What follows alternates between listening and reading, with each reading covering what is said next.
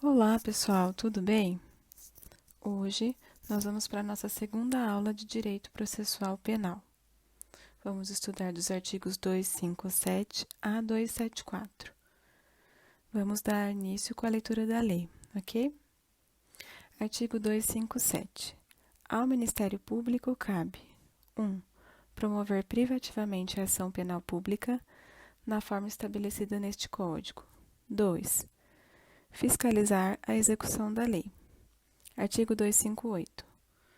Os órgãos do Ministério Público não funcionarão nos processos em que o juiz ou qualquer das partes for seu cônjuge ou parente, consanguíneo ou afim, em linha reta ou colateral, até o terceiro grau inclusive, e a eles se estendem, no que lhes for aplicável, as prescrições relativas à suspeição e aos impedimentos dos juízes. Artigo 261. Nenhum acusado, ainda que ausente ou foragido, será processado ou julgado sem defensor. Parágrafo único. A defesa técnica, quando realizada por defensor público ou dativo, será sempre exercida através de manifestação fundamentada. Artigo 262. Ao acusado menor, dar-se-á curador. Artigo 263. Se o acusado não o tiver, ser-lhe-á nomeado defensor pelo juiz, ressalvado o seu direito de, a todo tempo, nomear outro de sua confiança, ou a si mesmo defender-se, caso tenha habilitação. Parágrafo único. O acusado que não for pobre será obrigado a pagar os honorários do defensor dativo, arbitrados pelo juiz. Artigo 264. Salvo motivo relevante, os advogados e solicitadores serão obrigados, sob pena de multa de 100 a 500 mil reais, a prestar seu patrocínio aos acusados, quando nomeados pelo juiz. Artigo 265. O defensor não poderá abandonar o processo, senão por motivo imperioso, comunicado previamente ao juiz, sob pena de multa de 10 a 100 salários mínimos, sem prejuízo das demais sanções cabíveis. Parágrafo 1º. A audiência poderá ser adiada se, por motivo justificado, o defensor não puder comparecer. Parágrafo 2º. Incumbe ao defensor provar o impedimento até a abertura da audiência.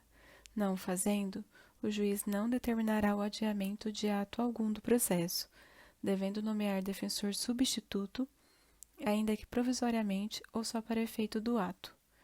Artigo 266. A constituição de defensor independerá de instrumento de mandato, se o acusado o indicar por ocasião do interrogatório. Artigo 267. Nos termos do artigo 252, não funcionarão como defensores os parentes do juiz. Artigo 274. As prescrições sobre suspeição dos juízes estendem-se aos serventuários e funcionários da Justiça, no que lhes for aplicável. Dentre as atribuições do Ministério Público, podem-se destacar promover privativamente a ação penal pública e fiscalização da execução da lei. O Ministério Público não vai funcionar nos processos em que o juiz ou qualquer das partes for seu cônjuge ou parente até o terceiro grau, e inclusive se estende às prescrições de suspeição e impedimento dos juízes. Nenhum acusado, ainda que ausente ou foragido, será julgado sem defensor. A defesa técnica realizada por defensor, público ou dativo, será exercida através de manifestação fundamentada. Ao acusado menor, dar-se-á curador.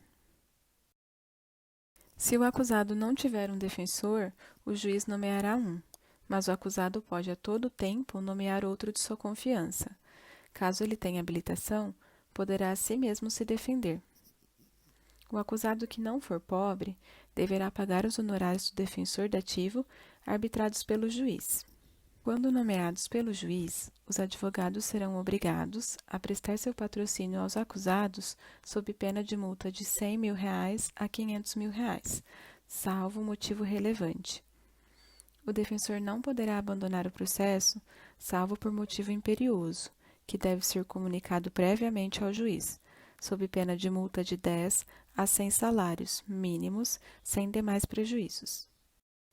A audiência poderá ser adiada se, por motivo justificado, o defensor não puder comparecer. O defensor deve provar o impedimento até a abertura da audiência. Caso ele não faça, o juiz não determinará o adiamento e nomeia um defensor substituto, ainda que provisório para efeito do ato.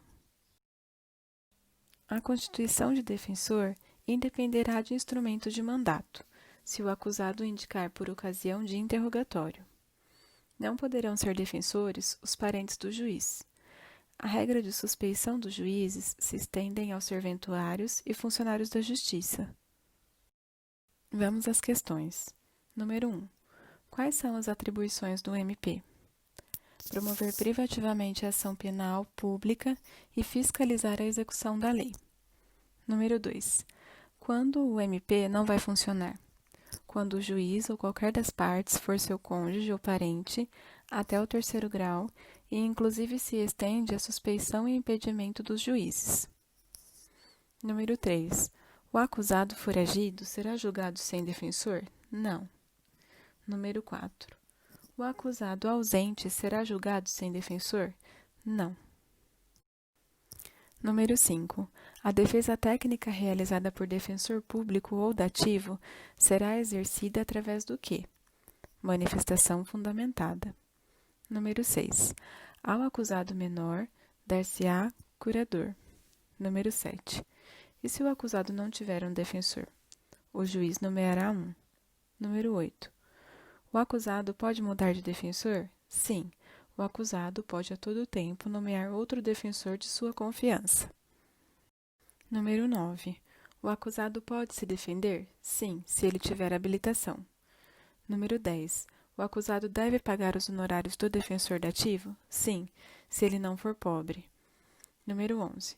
Quando nomeados pelo juiz, caso os advogados desistam de prestar seu patrocínio sem motivo relevante, qual o valor da multa? De R$100.000 a R$500.000. Número 12.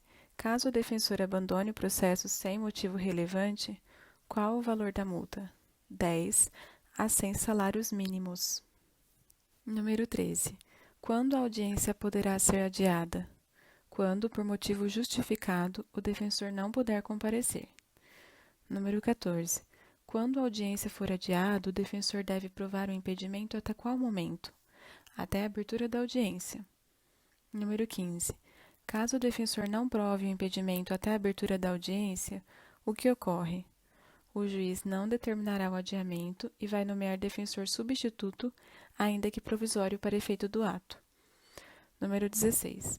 A constituição de defensor dependerá de instrumento de mandato? Não, se o acusado o indicar por ocasião de interrogatório. Número 17. Os defensores poderão ser parentes do juiz? Não. Número 18. A regra de suspeição dos juízes se estende a mais quem? Aos serventuários e funcionários da Justiça. Bom, pessoal, é isso. Eu já atualizei na planilha a data que nós estudamos. Eu acabei fazendo algumas alterações em relação ao conteúdo. Acabei falando sobre mais 2 assuntos nessa aula. Então, eu reduzi um pouquinho a quantidade de aulas dessa disciplina. Já a data do primeiro estudo está aqui e a planilha já me deu as próximas datas que eu devo fazer revisão, ok? Eu espero que vocês tenham gostado. Até mais!